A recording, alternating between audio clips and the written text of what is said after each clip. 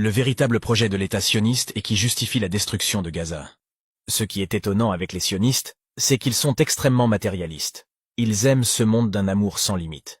Et la plupart de leurs ambitions sont purement matérialistes et pécuniaires. Pour cela, ils sont prêts à massacrer, diffamer, mentir, expulser et faire preuve d'une grande violence. C'est pourquoi Allah nous dit ceci, en parlant des Juifs. وَلَتَجِدَنَّهُمْ أَحْرَصَ النَّاسِ عَلَى حَيَاةٍ وَمِنَ الَّذِينَ أَشْرَكُوا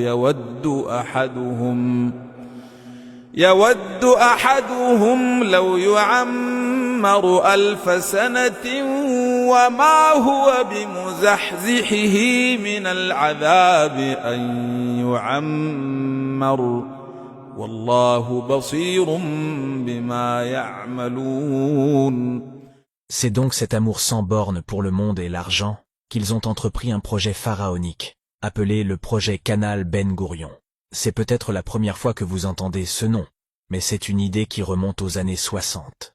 En quoi consiste ce projet? Le but est de créer un canal maritime reliant la mer Rouge à la mer Méditerranée. Seul problème, ce type de canal existe déjà. Et pire encore, il est juste à côté d'eux. Et c'est le canal de Suez contrôlé par l'Égypte. Ce canal rapporte 8 milliards de dollars à l'Égypte chaque année. Et en juin 2023, ils ont établi un record de 9 milliards de dollars. Le canal de Suez est l'un des plus importants du monde. 12% du commerce mondial transite par ce canal. Si le canal venait à être fermé, cela perturberait l'économie mondiale, entraînant des retards, une augmentation des prix, des pénuries de gaz, de pétrole, etc. L'Égypte, avec le canal de Suez, possède un pouvoir considérable sur le commerce mondial. Mais comme d'habitude, les États-Unis détestent voir un pays du Moyen-Orient, d'Asie ou d'Afrique tenter de se développer. Il va donc tout faire pour détruire leur hégémonie. Au vu de l'importance du canal de Suez, ils ne peuvent pas l'attaquer ni le perturber aussi facilement. Ils ont donc trouvé la solution, financer l'État sioniste pour créer un canal concurrent à celui de Suez. Le canal sera plus large, plus court, plus profond et plus sophistiqué. Son existence tuera en toute logique celui de Suez, en même temps que l'économie égyptienne. Il prévoit un bénéfice annuel de 6 milliards de dollars, et qui ne va faire qu'augmenter. La seule chose qui empêche ce projet de se réaliser, c'est les Palestiniens.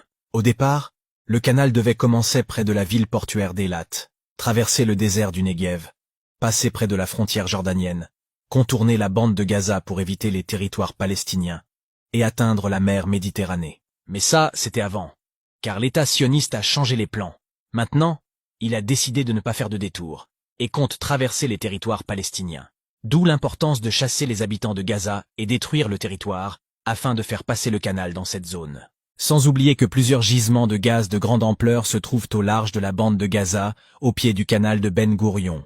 Un document déclassifié de 1963 a révélé que les États-Unis comptaient créer un canal traversant l'État sioniste grâce à 520 bombes nucléaires.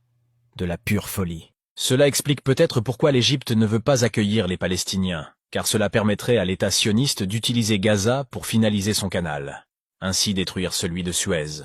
Beaucoup de pays qui ne se dévoilent pas, notamment des pays arabes, soutiennent ce projet et le financent en secret.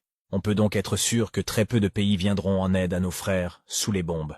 Il nous reste que le secours d'Allah, et c'est assurément le meilleur des secours. Ils veulent donc faire passer cette épuration ethnique comme une guerre de religion. Ils excitent leurs fanatiques sionistes et les utilisent en leur promettant une terre promise, alors qu'ils n'ont que faire de cette terre si ce n'est la richesse qu'elle peut dégager. Je ne sais pas pour vous, mais cela me fait bien rire. Au final, les gagnants sont les martyrs. Cet amour absurde pour l'argent et le pouvoir vous ont aveuglé et fait oublier qu'un jour terrible viendra où vous direz يا ليتني لم أوت كتابيه ولم أدر ما حسابيه يا ليتها كانت القاضية ما أغنى عني ماليه هلك عني سلطانيه خذوه فغلوه ثم الجحيم صلوه ثم في سلسلة ذرعها 70 ذراعا فاسلكوه إنه كان لا يؤمن بالله العظيم ولا يحض على طعام المسكين فليس له اليوم هاهنا حميم ولا طعام إلا من غسلين لا يأكله إلا الخاطئون